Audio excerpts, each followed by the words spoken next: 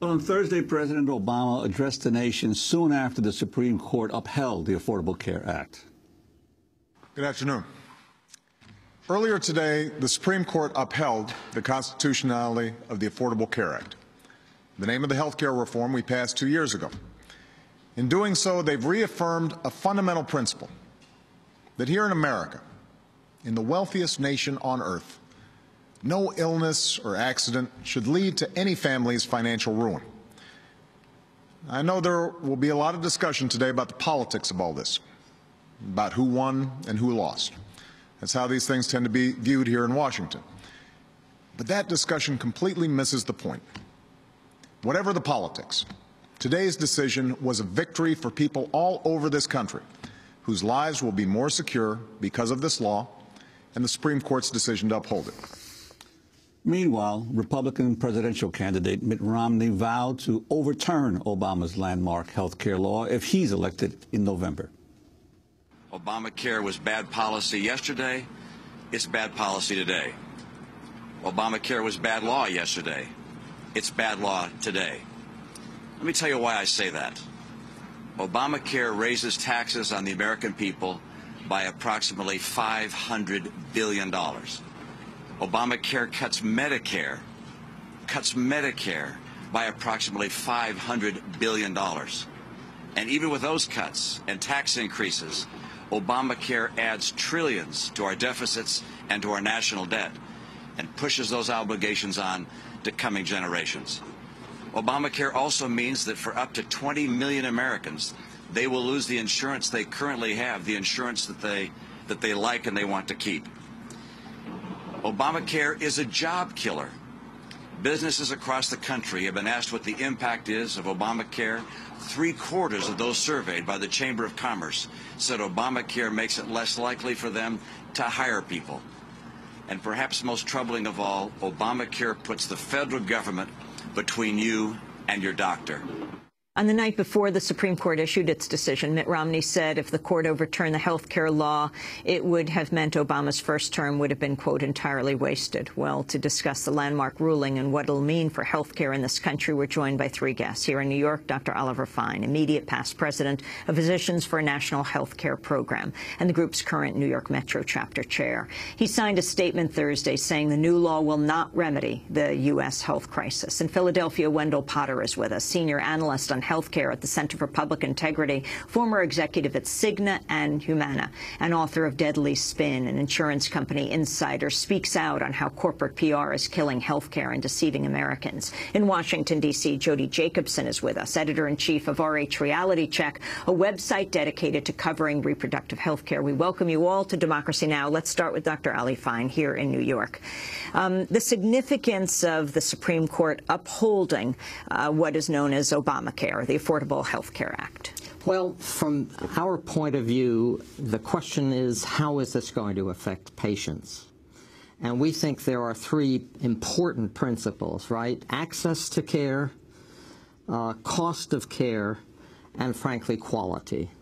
And this law, when it gets to the issue of access, is only partial in terms of guaranteeing access. 26 million people are going to be left uninsured, according to the Congressional Budget Office, when the law is fully enacted. Yes, there's an expansion of Medicaid, but as we know, the Supreme Court curtailed some of the oomph behind that, so that there are some states that probably will not go ahead and make Medicaid available to people at 133% of the poverty level, okay? And finally, in terms of quality, yeah, there's some things in the law, comparative effectiveness, research, and so on, but really I don't think we have a system that can, monitor the whole health care quality that we have. Right now, if you look at quality studies, they're mostly done on Medicare data. Why? Because Medicare is available to everybody, all researchers, whereas the private health insurance industry keeps its data essentially private and proprietary. So this law, I think, is a mixed blessing in terms of where it leads the patient at this point. And how big is this issue of the court ruling that the government could not penalize states that don't expand their Medicaid coverage of the poor? Does that mean that there will be significantly many more millions that do not end up having health insurance? I think it may mean that people who don't have access today will not necessarily have it tomorrow. For instance, we were just talking to our folks in Alabama. In Alabama right now, anyone who is childless between the ages of 19 and 64 has no access to Medicaid, irrespective of their income, okay? They just don't qualify. Under this law, it would have been possible for people up to 133% of the poverty level to gain coverage in Alabama. But that's not going to happen unless the state decides to accept the option. Jody Jacobson of RH Reality Check, can you weigh in on this issue of Medicaid, what it means, what the Supreme Court did yesterday? Well, I mean, basically, yes, the states now have the option of not accepting Medicaid dollars from the federal government. And if they don't, that will be a tragedy for the people who would otherwise qualify for health care. And obviously also, because this is such a political issue, and because we've seen some states willingly cutting off, for example, poor women and immigrants from health care, we can expect that this will continue to be politicized. For example, Texas is already making noise about not accepting those federal dollars. But the fact is that the federal government up front is going to be paying 100% of those costs in the first couple of years and then a decreasing amount over time. And, you know, you have to look at the economic costs of not ensuring that everybody has health care, which are huge. We're paying a huge amount of money now, effectively a tax, because people don't have access to health care because they are going to emergency rooms. So we may see some states continue this politicization of health care in sort of spite of, you know, the fact that the federal government is offering them funding. But I would say that over time, economically, those states are going to be hurt by those decisions. You particularly focus on women, saying that this will leave them particularly vulnerable. Yes, because women make up the majority of the Medicaid population, for example. Women make up 70% of those covered by Medicaid over the age of 14.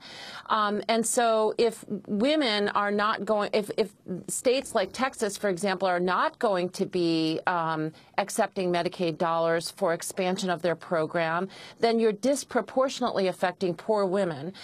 There are estimates out there that if the 26 states that brought the lawsuit don't take on that Medicaid expansion, then we're looking at 8.5 million people who will remain without care that could have been provided care because they will not meet the criteria of being able to participate in the exchanges, but they will not meet the old criteria of being able to be in the traditional Medicaid program. And I wanted to ask Ali Fine about these exchanges, because these obviously would now go into effect with the Supreme Court upholding the law. But already some governor, Scott Walker in Wisconsin, Republican governor, has said that he's going to wait. I think there's a 6-month deadline before which all the states have to certify that they have their plans are in place. And Scott Walker is saying now he's going to wait till after November, the November election, to decide what Wisconsin is going to do about its exchanges. Okay, well, I mean, if in fact Wisconsin doesn't put in an exchange, the law says that the feds will go ahead and put it in for them. What he's banking on is obviously that the election will turn out to, favor Mitt Romney, and therefore they will not, the Republicans will try to repeal this law, and that the exchanges will not become a reality. I think, that's a way of politicizing this issue without question. The exchanges are likely to go into effect in almost all states. During the Democracy Now! Special that we broadcast yesterday, from the steps of the Supreme Court, we spoke to Dr. Margaret Flowers, among many single-payer activists in D.C., standing in front of the Supreme Court, president of Physicians for National Health Program Now, pediatrician. This was her reaction as she heard minutes before the decision hand-down upholding the ACA, the Affordable Care Act. We've got to stop making this political. We've got to start talking about the truth. Maybe you're expanding some coverage to more people. What kind of coverage are they getting? They're getting Medicaid. That's very poor coverage. They're getting private insurance. That's skimpy. That will still leave them bankrupt when they have a serious illness. When we accept working within the framework that is handed to us, we will not get to where we need to be. We must demand that Congress and the White House drop 2 words from the current Medicare Act, expand Medicare to every person in this country, and then improve that. Until we do that, we're not going to have a universal high-quality health care system in this country. This has got to be about policy. Dr. Margaret Flowers, I'm so disappointed to hear them. Dr. Margaret Flowers, when you say drop 2 words, those 2 words over 65? Right. Yeah, drop them. Expand Medicare to every person in this country immediately. Then we will have a universal health care system that's publicly financed, that's about health. Right now, what we've done is we've further privatized our health care system. We've gone in the wrong direction. And if this was passed by Romney, you would have had the same people sitting there opposing it. This is the Romney bill passed by Obama. We've got to stop making this about politics. It's got to be about what's best for the American people. We have to demand health care for every person in this country, not just a few more. Dr. Flowers, just before you go, what is your plan right now? You have Justice Roberts voting to save the ACA. He joins the more progressive elements of the church, of the Supreme Court, and they have upheld this. So what is Physicians for a National Health Program going to do right now? We're going to do what we do every single day. We're going to continue to educate and push for a national Medicare for all. We're going to continue to advocate on behalf of every person and demand what every other industrialized nation has, a universal health care system. We won't stop until we achieve that. That's Dr. Margaret Flowers, a pediatrician and a member of Physicians for National Health Program, standing outside the Supreme Court. She'd just gotten word that the Affordable Care Act had been upheld. Wendell Potter, I wanted you to respond to Dr. Flowers. Wendell Potter, you've been chief spokesperson for Cigna, also worked with Humana. You wrote Deadly Spin, an insurance company insider speaks out on corporate PR as killing healthcare and deceiving Americans. You're a chief insurance whistleblower. Your thoughts on what happened yesterday and what Dr. Flowers is saying? Well, what happened yesterday, in my view, was a huge victory for Americans. Dr. Flowers and Dr. Fine are both friends of mine. But we can't, we're living in a fantasy world if we think that it's possible for us to stop making this political. We live in a political world. I've heard others who've said in the past that we need to separate the policy from the politics, and that is not the way the world operates. We got all that we could get out of Congress during the health care reform debate because the people that I used to work for, the insurance industry, and other special interests are so entrenched in Washington that they control the political agenda. So you cannot separate politics from policy. We can view this as a glass half empty and say this is bad if we want to, but it brings people into coverage who wouldn't have coverage otherwise. I have met people who have thanked me for what I have done and who have said that they are alive today already because of the Affordable Care Act. To me, if one person is alive today because of the Affordable Care Act, it is worth what we have done. And this will save many, many, many lives going forward. We have to see this as the end of the beginning of reform. This certainly is not perfect. I've said that, and I agree with Drs. Fine and Flowers and many others, including those at Healthcare for America Now and many others who have fought to try to get this legislation passed and to withstand this constitutional challenge. They agree that we need to do more than what we've gotten, but we've got to stop somewhere. And if we had lost this, we would be even worse than where we began in 2008 and 2009. And Wendell Potter, the exchanges that are going to be set up under this system in various states, with your long experience in the insurance industry, does the industry look at these exchanges warily as a possible birth of an alternative to their kind of insurance? Oh, absolutely. The industry was not at all happy about the exchange in Massachusetts, the connector as it's called, and they're very, very concerned about the exchanges as they're being set up in the other states, in the various states. They want to try to control the boards of the exchanges, and they will as best they can in some states. So they're very wary of this. They know that they will need to participate in those exchanges, but they don't know how much of an advantage they will have over the competitors. So this is a brand new world for them. They'll try to control it as much as they can, but some states are not going to let them, like California, for example, is not letting any healthcare executive or insurance executive serve in any kind of management or board position for the exchange. So the exchanges really can help us get closer to single payer, because like Vermont is doing, for example, they have to, like every other state, set up an exchange, but Vermont sees that as a stepping stone toward having a single payer system.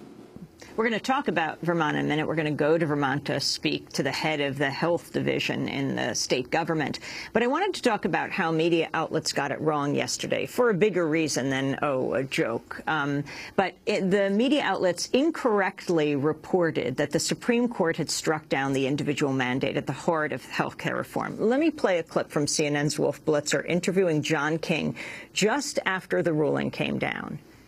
John King is outside the Supreme Court watching all of this unfold. What a setback, John, this would be for the president, for the Democrats, those who supported this health care law. If they rule that the individual mandate is in fact unconstitutional, then it raises questions about any of this health care reform law. Wolf, the individual mandate is the centerpiece of the policy, meaning the mandate requiring most Americans to purchase insurance is where the money comes from. It's how you expand access. The administration has said it could possibly try to keep parts of the law viable, but it is the money. Most of the money comes through that individual mandate requiring people to purchase health insurance. The court striking down that mandate is a dramatic blow to the policy and to the president politically. CNN later apologized for reporting it wrong, and this was over many, many minutes. Fox also incorrectly reported the Supreme Court had struck down the individual mandate. We have breaking news here on the Fox News channel. The individual mandate has been ruled unconstitutional. This was a part of the law that was at the center of the oral arguments 3 months ago on this day, when the justices hammered away at the White House and the administration's attorney, questioning the validity of the individual mandate and asking the following pointed question: if you can legislate health care, where can the federal government be stopped? Shannon Bream is live outside the Supreme Court now with more. Shannon, good morning there.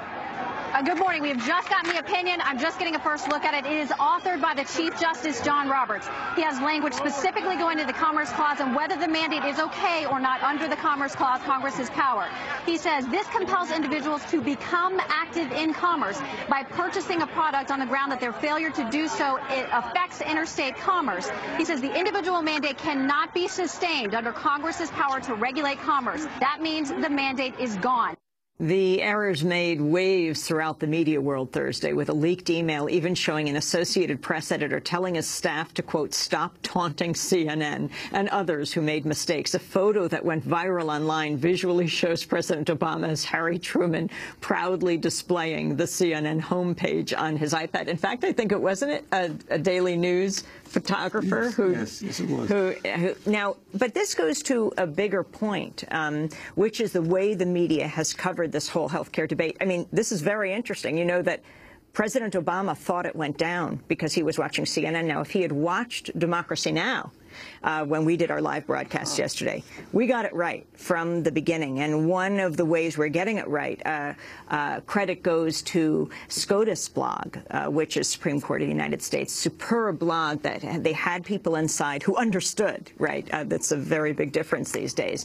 But the issue of how this whole discussion has been couched, Dr. Ali Fine, I think if it was the other way, if they had struck down the law and somehow word had gotten out that they had upheld it, people like John King might have said, wait, I want to double check that. It was so, the way the language has been used to describe government-run health care as opposed to Medicare for all, which would be very popular, it just created this immense avalanche that led people not to question at the end. Yes, and, you know, this whole issue of a Medicare for All type of program, you realize was never allowed on the floor of Congress. There was never a debate within any of the committees about literally a Medicare for All type of approach. You're well aware that when we attempted to make that case in the Finance Committee, 8 people were arrested for trying to provide that kind of testimony. The private health insurance industry has been enormously successful in controlling the debate about this law. And that's really, you know, its major, it seems to me, its major fault at this point. You know, but on this reporting thing, I think it's also symptomatic, these reporting errors of just a media world now that values being first over being right. Because if that reporter who was holding up the decision, reading the first few paragraphs, what was she reading? Had read a few more pages, she would have understood. She would have understood that the court was merely ruling that under the Commerce Clause, the penalty could not stick, but that as a tax, the government could require it. So it was merely a question of reading a few more pages, and she didn't have the time with the pressure from her editors to get it first. But you know, I'd like to ask Wendell Potter about this whole issue of cost under the new health care plan. To what degree will cost be reined in, the increasing cost of health insurance? And many critics are saying it's not going to have a major impact on the rising costs. Well, not as much as undoubtedly not as much as if we did have a single payer system. There's no doubt about that in my view. But it will help. It will curb the increase in premiums in ways that without the law we would not have seen. When we have the exchanges up and running in the states, there will be a level of competition that we haven't seen before, and people will be able to make some comparisons with plans that they've not been able to get before. We've not been able to get a lot of information at all from insurance companies that enable us to make informed decisions. Also, insurance companies will now have to spend 80% of what we pay in premiums on our health care, and if they don't, they have to rebate premiums back to us. So it does a lot of things that people are not quite aware of, and we'll have to see exactly how effective they are. And to one extent, we'll never know exactly what the effect has been, because without the Affordable Care Act, I can assure you that premiums will continue to go up very, very rapidly. But also, the point here also is important, that we can't just look at premiums either. We have to look at the total cost of what people are going to be paying for care, even if they're insured, and that includes what they pay out of pocket. And the Affordable Care Act, while it does allow high deductible plans to continue, it at least puts a cap on how much we will have to spend out of our own pockets before our insurance will kick in. Dr. Fine? Yeah, I was going to say it's precisely the calculation that what the patient, the person who's insured is going to have to pay, that is really at issue. And I worry in this law that what's going to happen is that more and more people will become underinsured, that the deductibles will go up, that the co-payments will go up, and that people who are presently getting really good insurance through their employer may find that their employer begins to shift more and more of those costs onto, the worker. We have to break. When we come back, we're also going to be joined by the head of the health program in Vermont, which is poised to become the first single-payer state. Stay with us.